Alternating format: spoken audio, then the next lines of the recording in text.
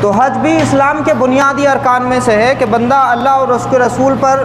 ایمان رکھنے کے ساتھ ساتھ میں عمل کا پابند ہو، اور اعمال میں نماز ہے، روزہ ہے، حج ہے اور زکوٰۃ ہے۔ نماز ہر عاقل و بالغ مسلمان پہ فرض ہے، روزہ ہر عاقل و بالغ مسلمان پہ فرض ہے،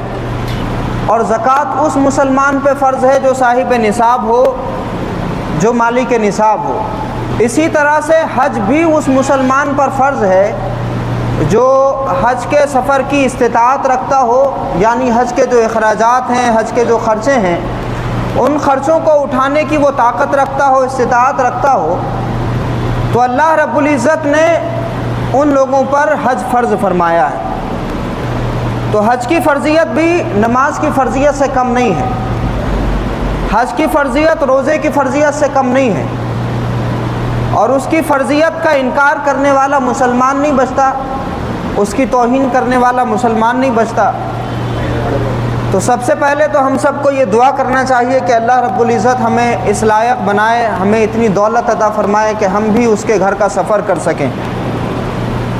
اور جن لوگوں کو اللہ رب العزت نے دولت عطا فرمائی ہے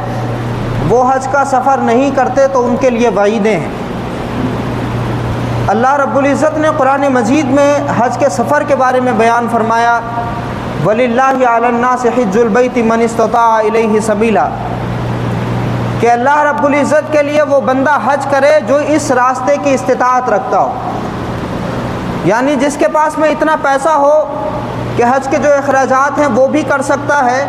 اور ساتھ میں جو اہل و عیال ہیں، جو اس کے پیچھے بچے ہیں، ان کے اخراجات کا پیسہ بھی اس کے پاس میں ہے، تو ایسے بندے پر لازم اور ضروری ہے کہ وہ حج کرے۔ اللہ رب العزت نے قرآن مجید میں بیان فرمایا ہے، اور اسی طرح سے سورہ بقرہ کی آیت میں بیان فرمایا وَأَتِمُّ الْحَجَّ وَالْعُمْرَةَ لِلَّهِ، کہ حج اور عمرے کو اللہ کے لیے مکمل کرو۔ تو یہ جس طرح سے اللہ پاک نے نمازوں کا حکم قرآن میں نازل فرمایا، روزے کا حکم قرآن میں نازل فرمایا، زکوٰۃ کا حکم قرآن مجید میں نازل فرمایا، اسی طرح سے حج کی ادائیگی کا حکم بھی قرآن مجید میں نازل فرمایا ہے۔ تو اس سے آپ اہمیت کا اندازہ لگا سکتے ہیں۔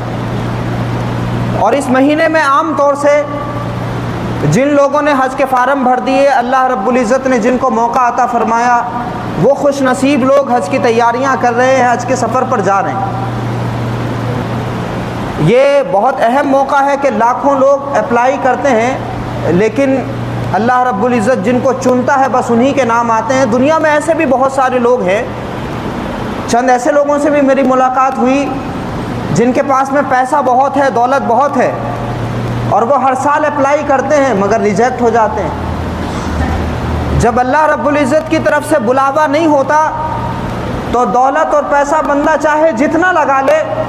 اگر بلاوا اس مالک کی طرف سے نہیں ہے تو انسان اپنی محنت سے نہیں جا سکتا۔ تو اللہ رب العزت اپنے بندوں کو چنتا ہے۔ وہیں ایسے بھی لوگوں کو میں جانتا ہوں جو رکشے چلانے والے ہیں، جن کے پاس میں کوٹھیاں نہیں ہیں، جن کے کوئی بڑے کاروبار نہیں ہے، دہاڑی لگانے والے بیچارے 300 روپے 400 روپے کمانے والے دن بھر میں، اللہ رب العزت نے ان کی لگن کو، ان کی تڑپ کو سن لیا۔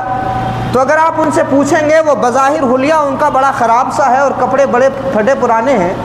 لیکن اللہ رب العزت نے ان کی محبت کو پسند فرمایا۔ آپ ان سے پوچھیں گے تو وہ بتائیں گے کہ ہر 2-3 سال کے بعد میں ان کو عمرہ ادا کرنے کا بھی موقع مل جاتا ہے، اور اللہ رب العزت نے ان کو حج کا موقع بھی عطا فرما دیا۔ تو وہ مسلمان ہی کیا جس کے اندر یہ تڑپ نہ ہو